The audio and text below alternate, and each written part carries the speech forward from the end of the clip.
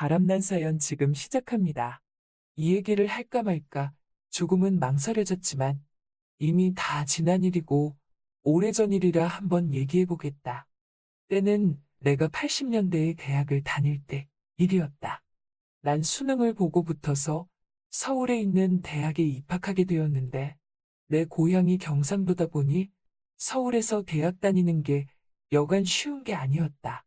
부모님은 농사일밖에 모르시는 완전한 촌분이시고 나 또한 여기서 벗어나 본 적 없는 삶을 살았던 세월이었는데 그래도 대학 생활은 서울에서 해야 할 것 같았기에 당시에 비상한 머리로 수능을 붙어서 서울에 원하는 대학에 가게 되었고 부모님이 학비며 조그만 하숙집에서 생활하며 공부할 수 있도록 생활비 정도는 보내주셨다.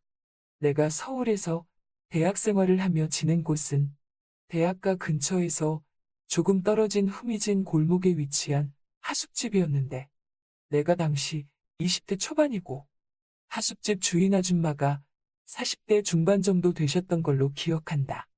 그 하숙집에는 나 포함 하숙생이 총 3명이 있었는데 모두 같은 대학에 다니는 남학생들이었다.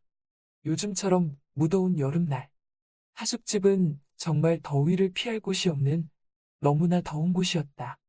그도 그럴 것이 당시만 해도 선풍기 하나에만 의존해야 했던 시기였고 오래된 건물의 집에 에어컨이 있을 리 만무했기 때문이다. 그래서 그런가 하숙집 아줌마는 늘 어깨와 소매가 다 드러나는 민소매 옷을 자주 입으셨는데 어쩔 때는 단둘이 하숙집 아줌마와 가끔 TV를 볼 때면 뭔지 모르게 민망함이 찾아오곤 했었다.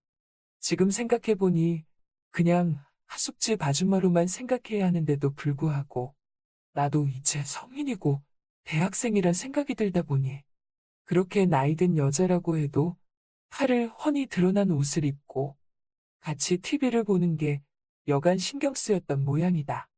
그날도 이른 6월의 한여름이었고 휴일을 맞아 하숙생 2명은 집으로 내려갔다.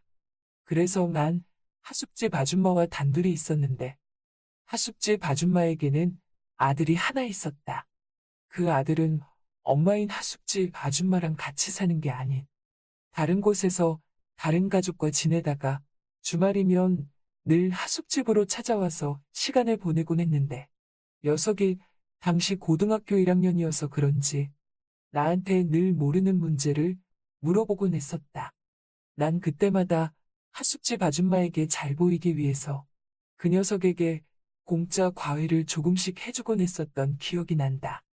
그날도 휴일을 맞이하여 아들이 찾아왔는데 무슨 영문인지는 모르지만 어떤 전화를 받고 하룻밤도 안 자고 그날은 그냥 집으로 가버렸다. 그리고 다른 하숙생들도 제각각 다 집으로 내려간 상태라 그래서 정말 그 하숙집에는 하숙집 아줌마와 나만 단둘이 남게 된 것이다. 아줌마가 차려준 저녁밥을 먹고서 난 내 방으로 건너가 공부를 하고 있는데 밖에서 추적추적 비가 오는 소리가 들린다. 여름밤에 더위를 적셔주는 비인 것 같다. 그런데 빗소리와 함께 아줌마가 뭐라 하는 소리가 들려나가 보니 빗속에서 허겁지겁 빨랫줄에 널린 빨래를 걷고 있다. 그러면서 혼잣말로 아쉬운 한탄을 하면서 낮에 다 손수 빨래에 놓은 건데 좀 좋아 라고 하시는데 난 그 모습을 보자마자 빗속에서 빨래를 걷는 걸 도와드렸다. 그렇게 아줌마와 빨래를 다 걷고 아줌마가 생활하시는 방에 빨래를 놓아드리니 아줌마가 나를 보고 인구 총각 고마워? 라고 한다. 그래서 난 그냥 살짝 미소를 머금으며 아줌마가 있는 방에서 나왔다.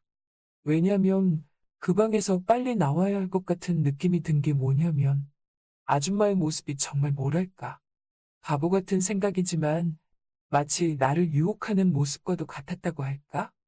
물론 아줌마가 날 대놓고 꼬시는 게 아니지만 왠지 내가 그 아줌마에게 흑심을 품게 될 것만 같은 느낌이 들었으니 말이다. 평상시에는 그냥 평범한 하숙집 아줌마로 여겨졌는데 아줌마가 달리 보였나 보다. 난 아줌마가 있는 방에서 나와 잠시라도 흑심을 품었던 나에게 정신을 차리라는 듯 혼자 고개를 절레절레 저었다. 그리고 다시 방으로 가서 과제를 작성하고 있는데 하숙집 아줌마가 날 부르는 소리가 들린다. 인구 총각, 이리 나와봐. 냄새가 나기 시작한다. 비 오는 날에는 전과 부침개를 부쳐 먹어야 한다고 하지 않았나? 하숙집 아줌마가 옷을 갈아입고서 김치전을 부치는 냄새가 내 방까지 솔솔 퍼지기 시작한다. 난 잠시의 허기를 채울 겸 대답을 하고 나가니 한 상 가득 부침개가 차려져 있다. 그리고 거기엔 막걸리도 같이 있었다. 아줌마는 내게 잔을 건네며 인구 총각, 술할 줄 알지? 네 그럼요. 난 대답을 하고 술잔을 받아들어 아줌마가 따라주시는 막걸리를 들이켰다. 아줌마는 술을 마시는 내 모습을 바라보면서 아유 잘 마시네. 이럴 줄 알았으면 종종 술상도 봐주는 건데 라고 하시는데 평상시와는 다른 좀 더 친근하게 다가오는 아줌마의 모습이라 살짝 당황스러웠다. 난 젓가락으로 김치전을 들어 입에 넣어보니 바삭하면서도 감칠맛 나는 김치전이 정말 맛있었다. 막걸리랑 먹으니 너무나 맛있어서 그 맛은 지금도 잊혀지지 않는다. 어느새 접시 가득 비워진 김치전. 아줌마는 그걸 보고서 잠깐만 기다리라고 하면서 금방 더 부쳐온다며 접시를 갖고 주방으로 가신다. 그때 난 잠깐 주방 쪽을 힐끔 봤는데 전을 부치시는 아줌마의 뒤태가 참 예뻐 보인다. 여러분이 지금 듣고 계신 채널은 바람난 사연 채널입니다. 순간 생각이 들었다. 저 아줌마 정도면 남편한테 사랑받을 것 같은데 왜 저렇게 혼자 사실까 하는 생각 말이다. 보아하니 남편은 죽지 않고 이혼한 것 같은데 왜 그렇게 된 걸까 하는 온갖 생각이 잠시 스쳐 지나갈 때쯤 아줌마가 김치전을 다시 접시에 담아 가지고 오신다. 나보고 더 먹으라고 하면서 내어주시는데 시골집에서 엄마가 해주신 김치전보다 훨씬 맛있다. 막걸리랑 같이 먹으니 정말 꿀맛이다. 그때 아줌마가 화투패를 꺼낸다. 그러면서 나한테 하는 말이 인구 총각 화투 칠 줄 알아? 네 조금은요. 그럼 내 상대 좀 해줘. 혼자 치기 너무 심심하네. 그래서 상대가 되어 드렸는데 치렁치렁한 금색의 큰 귀걸이를 하고서 화투패를 든 아줌마 손이 눈에 들어온다. 빨갛게 칠한 매니큐어에 빨간색 화투패를 들었는데 그 모습이 참 여자여자해 보인다. 거기에 역시 빨갛게 칠한 페디큐어까지 바르셨는데 1,000원짜리 한 장을 빨갛게 칠한 엄지발가락에 낀 모습이 고스톱을 잘 치는 고수 같으면서도 이제껏 느껴보지 못한 퇴폐미라고 할까?